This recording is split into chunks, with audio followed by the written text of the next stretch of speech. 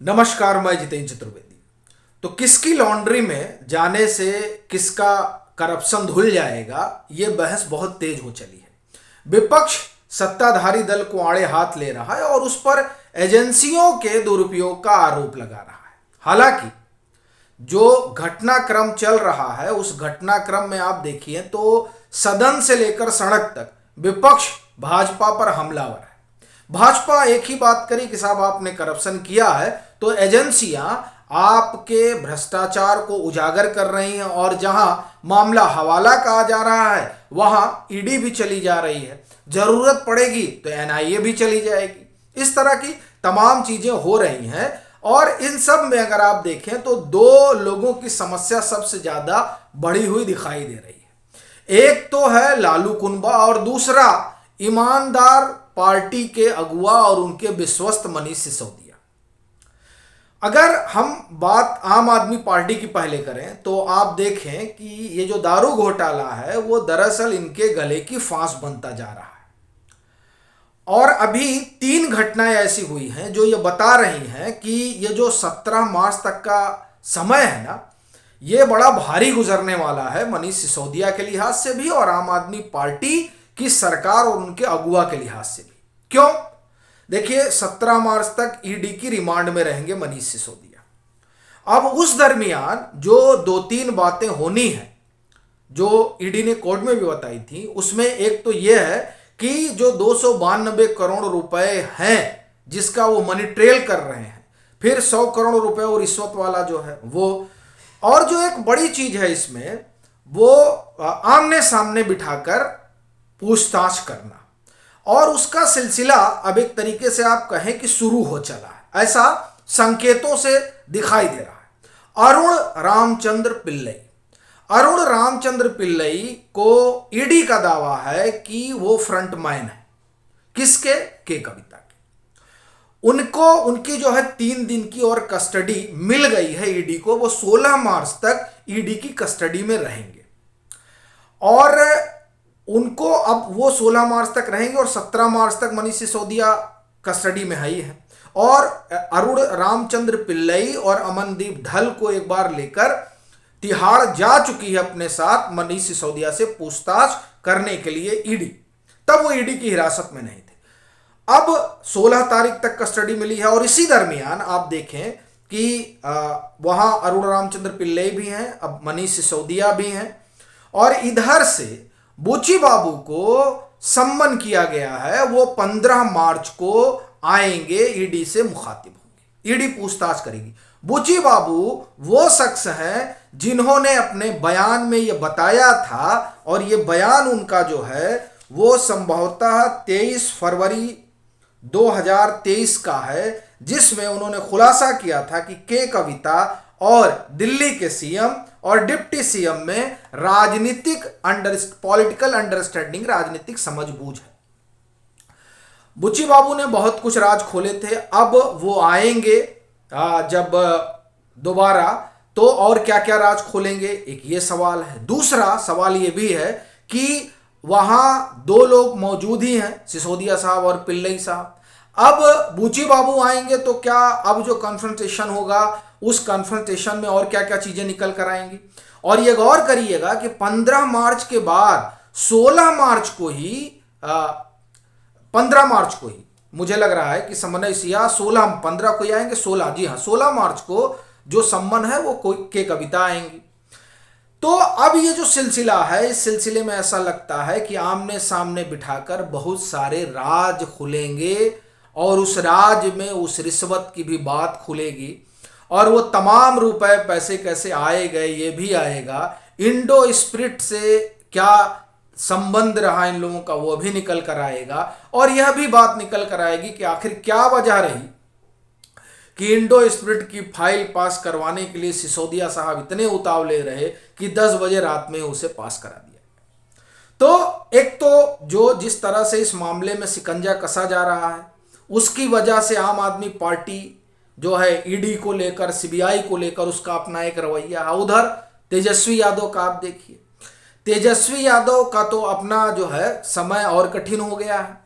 उनके यहाँ तो जो छापेमारी वगैरह ईडी की हुई और 15-16 घंटे या 18 घंटे छापेमारी चली, उसमें जो तमाम चीज़ें निकल कर आई हैं उसने एक अलग तरीके का राजनीतिक माहौल बना दिया है। और उस माहौल का असर जो है वो बिहार में कितना पड़ेगा ये तो देखने वाली बात रहेगी ही, और यह भी कि उसका राष्ट्रीय स्तर पर कितना असर पड़ेगा। राष्ट्रीय स्तर पर इसलिए चूंकि बिहार में जो प्रयोग हुआ था उस प्रयोग के गर्भ में जो सबसे बड़ी चीज थी वो ये कि 2024 में भाजपा के खिलाफ एक जो मुहिम चलाई जानी है, उस मुहिम के जो कुछ पोल हैं उसमें एक पोल बिहार भी रहा। और ये हुआ कि बिहार मॉडल के जरिए, बिहार का मॉडल मतलब महागठबंधन, तमाम दलों को एक छतरी के नीचे लाना और फिर उसके जरिए भाजपा से दो दो हाथ करना।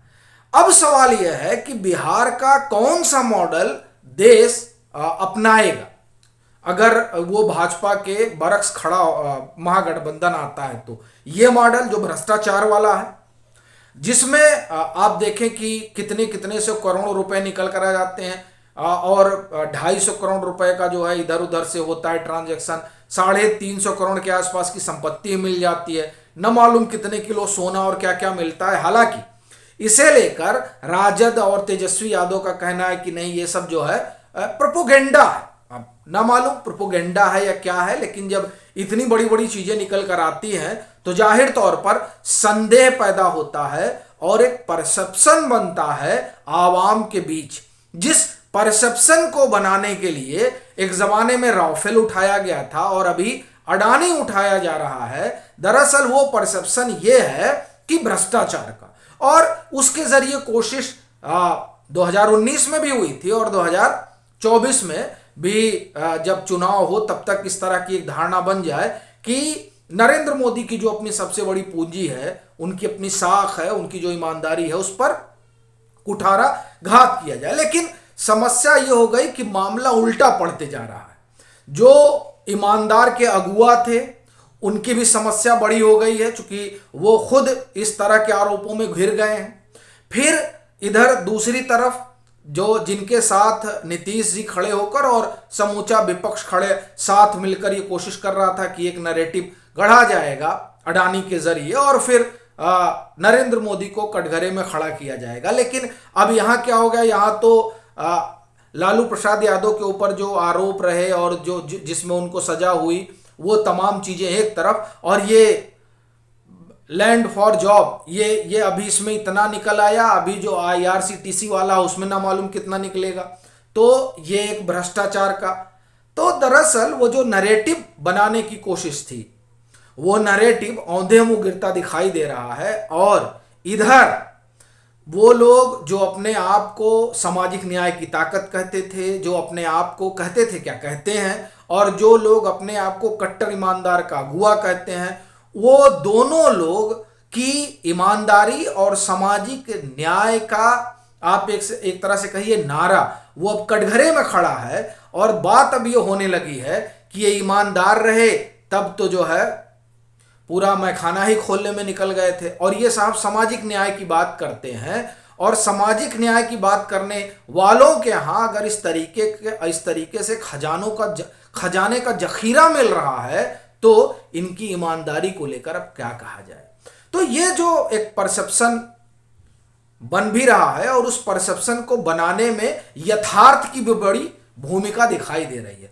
तो कुल जमा अगर आप देखें तो जो स्थितियां और परिस्थितियां हैं उसमें जो खुद को सामाजिक न्याय की ताकत कहते हैं वह भी धराशायी होते दिखाई दे रहे हैं, और जो खुद को ईमानदार का और ईमानदारी का अलंबरदार कहते हैं उनकी पार्टी की तो जो हालत है वो तो देख ही रहे हैं।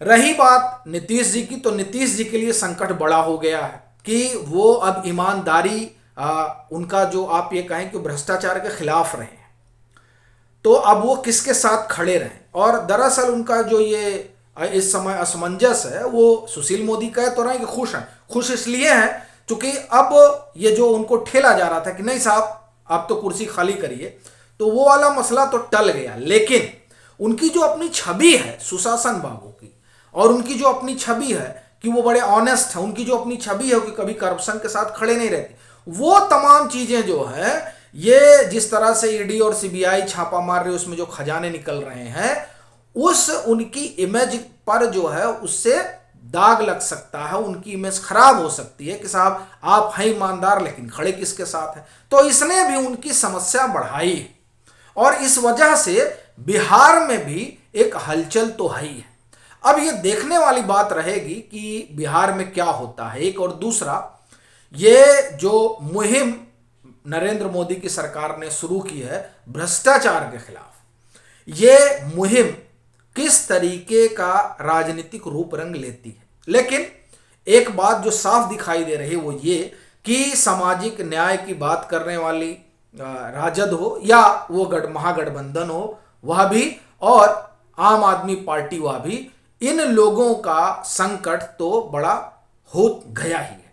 अभी के लिए फिलहाल इतना ही। अगर आप मतांतर से नहीं जुड़े हैं तो जुड़िए, वीडियो को लाइक कीजिए, शेयर कीजिए और अपने सुझाव जरूर साझा कीजिए।